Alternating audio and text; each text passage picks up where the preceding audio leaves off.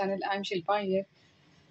आज खवैस कट्टामध्ये आपण एक केरला पारंपरिक भाजी बघत आहोत. नुकताच ओणम होऊन गेलेला आहे आणि खूप वर्षांपूर्वी ओणम सध्या मी एका फ्रेंड्सच्या घरी जेवायला गेले होते. त्यावेळी त्यांनी पानामध्ये ही भाजी वाढलेली आणि तेव्हापासून माझ्या मनामध्ये होतं एकदा तरी आपण ही भाजी घरी ट्राय करूया. माझ्याकडे लाल चवळी गावाहून आणलेली होती. तर मला अचानक आठवण झाली आणि मी ही भाजी बनवून बघितलेली आहे. तुम्हाला ही भाजी खूप आवडेल. तुम्ही एकदा ट्राय करून बघा. अतिशय कमी मसाले, कमी तेल, सगळ्याचा भडीमार न करता सोप्या साध्या पद्धतीने ही भाजी बनवलेली आहे. नेहमीच आपण आपल्या पद्धतीने स्वयंपाक करत असतो, पण कधीतरी एखादी वेगळी गोष्ट ट्राय केली तर आपल्याला त्या चवीला पण मिळतो काहीतरी. तर ही भाजी ट्राय करा आणि त्यासाठी पहा हा संपूर्ण व्हिडिओ. भाजीला पम्पकिन एरिसेरी असं म्हणतात किंवा भोपळ्याची एरिसेरीमध्ये काय आहे मला माहीत नाही, पण त्याचं हे नाव आहे. आणि तुम्ही रामाश्रयमध्ये वगैरे जेवायला कधी गेला असाल किंवा मद्रास कॅफेमध्ये तर तुम्हाला ही भाजी त्या पानामध्ये नक्कीच आढळते. आपली लाल चवळी होती जी रात्री मी भिजत घातली होती आणि आता सकाळी हिला मी प्रेशर कुक केली आहे. ही बऱ्यापैकी शिजलेलीच आहे. त्याला ओव्हर कुक झालेली पण नाही आहे. भोपळा घेतला आहे आणि भोपळ्याचे असे छोटे छोटे क्यूब्स केले. आपण ह्या भाजीमध्ये भोपळा घालून ही भाजी करणार आहोत आणि खोबऱ्यामध्ये आपण दोन प्रकारे वापरणार आहोत. एक आपण खवलेलं खोबरं वापरणार आहोत आणि एकाचं आपण वाटण करून घेणार आहोत. वाटण करून घेण्यासाठी मी ऑलरेडी मिक्सरमध्ये हा छोटा कांदा अगदी नावाला घेतला आहे, पण माझ्या भाजीचं प्रमाण कमी आहे. हे खोबरं घालून याचे 4 चमचे खोबरं मी असंच ठेवून दिले. थोडं जिरं घालायचं आपल्याला, 1 चमचा. मी हळद घालते याच्यामध्ये आणि हे सगळं मी वाटून घेणार आहे. त्यामध्ये पाणी शक्यतो कमी ठेवा, त्यामुळे मी याचंच चवळीचंच पाणी जे जास्त आहे ते घालते. याच्यात कढईत आपण ठेवली आहे इथे आणि त्याच्यामध्ये मी जो हा भोपळा आहे तो सगळा शिजायला घालणार आहे. ह्याला आपण इथेच असं शिजवू द्यावं. भोपळा पण आपण प्रेशर कुक करू शकतो, पण तो ओव्हर कुक होतो म्हणून प्रेशर कुक नाही करायचं आहे. मी याच्यात 2 ते 3 हिरव्या मिरच्या पण घातलेल्या आहेत आणि याच्यावर झाकण ठेवून आपण शिजवून घेणार आहोत. भोपळा शिजत आलेला आहे आपला, मी चेक केला आहे. शिजलेल्या भोपळ्यामध्ये मी हे सगळं घालणार आहे. म्हणजे जी आपली लाल चवळी आपण प्रेशर कुक केली ती घालायची. मध्ये हिंग घातलेला शिजवताना तो काढून टाकणार आहे. आणि आता आपण सगळे वाटण जे वाटलं होतं आपलं मसाल्याचं मध्ये तुम्हाला जिरं, खोबरं आणि हिंग वगैरे जे आपण वाटून घेतलेलं हळद आणि हिंग ते यात घालायचं आहे.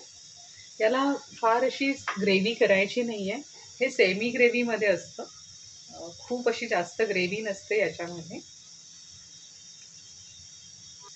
ओणम सध्याचा हा एक प्रकार आहे. त्याच्यामध्ये ज्या भाज्या असतात त्यातली एक भाजी आहे. यात मी आता चवीनुसार मीठ घालते. आपल्याला अजून एक त्याची फोडणी करायची आहे, पण हे तोपर्यंत आपण इथे असं मिक्स व्हायला द्यावं, शिजू द्यावं. मी झाकण ठेवून पुन्हा मीडियम किंवा अगदी सिमरवर ह्याला शिजवत ठेवते, कारण आपलं जवळजवळ सगळं शिजलेलं आहे आतलं. आणि आपण फोडणीची तयारी करूया बाजूला. त्यासाठी मी एक छोटा पॅन तापत ठेवला आहे आणि त्यात आपण तेल घालायचं आहे थोडं. तुमच्याकडे कोकोनट ऑइल असेल तर तुम्ही ते घाला, खूप छान लागते ती टेस्ट. माझं हे कोकोनट ऑइलच आहे, प्युअर व्हर्जिन. आणि जर नसेल तुमच्याकडे कोकोनट ऑइल तर तुम्ही आपलं नॉर्मल कुकिंग ऑइल घातलं तरीही चालेल.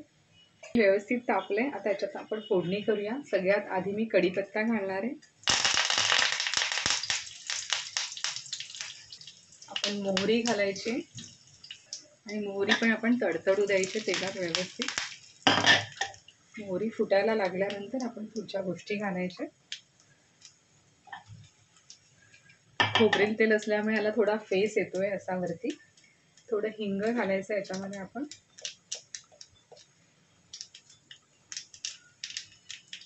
कांदा घालणार आहे सगळ्यात नंतर. मग आपण यात कांदा घालायचा आहे, थोडासा कांदा घालायचा आहे, जास्त नाही. तुमच्याकडे जर मद्रास अनियन असेल तर तुम्ही तो घातला तरी चालेल, अतिशय उत्तम. शॅलेट्स म्हणतात त्याला. हे छान तेलात असं परतून घ्यायचं. म्हणजे आपण जे खोबरं ठेवलं होतं बाजूला काढून ते घालायचं आहे आणि हे खोबरं जे आहे ते पूर्ण लाल होईपर्यंत आपण भाजायचं. जसं आपण वाटणाला खोबरं भाजतो लाल होईपर्यंत अगदी तसंच भाजायचं आहे.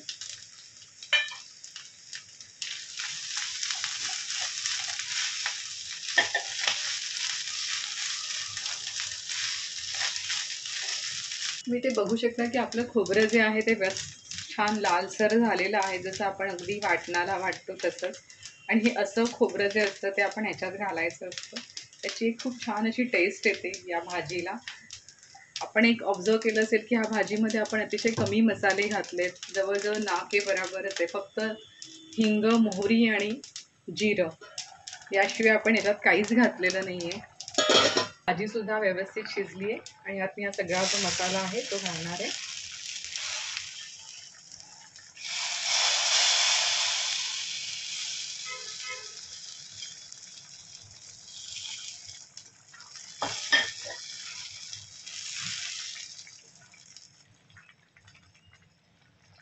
तुम्हाला ही जर भाजी घट्ट करायची असेल तर थोडा वेळ अजून शिजवू शकता, पण माझ्या मते एवढी बस आहे, व्यवस्थित आहे आणि खूप खूप छान लागते ही भाजी. मी खाल्लेली आहे. मी मीठ जस्ट टेस्ट केले आणि मला कमी लागते म्हणून मी परत थोडंसं अजून वरून घालते. फ्लेम स्विच ऑफ करणार आहे कारण खूप जास्त शिजवायची गरज नाही आहे. हे ऑलरेडी कुक्ड आहे, फक्त हे सरमिसळ करून आलं पाहिजे इतकंच आहे. इतकी हेल्दी रेसिपी मला वाटतं आपल्याप्रमाणेच त्यांची पण असते. फक्त आपण बरेच वेळा सगळ्या गोष्टींमध्ये बटाटा वापरतो, जसा ते अवॉइड करून त्याच्याऐवजी त्यांनी भोपळा घातलाय, जो खरंच खूप अप्रतिम लागतो या भाजीमध्ये. तर नक्की ट्राय करा आणि अशा रेसिपी पाहण्यासाठी पाहत राहा खवय्ये कट्टा. धन्यवाद.